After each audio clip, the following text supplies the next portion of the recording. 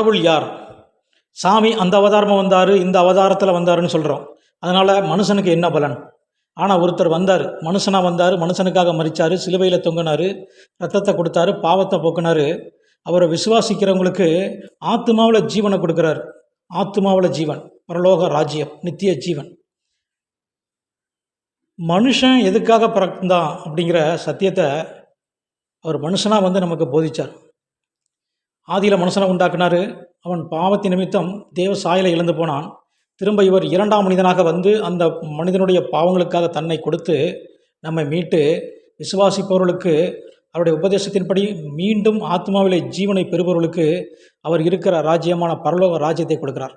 சாமியே மனுஷனாக வந்து சாமி யாருன்னு சொன்ன சத்தியம் வேறு எங்கேயும் இல்லை. இந்த மனுஷன் வேறு யாரும் அல்ல, வானத்திலிருந்து வந்த தேவன் இயேசு கிறிஸ்து. ஆமென்.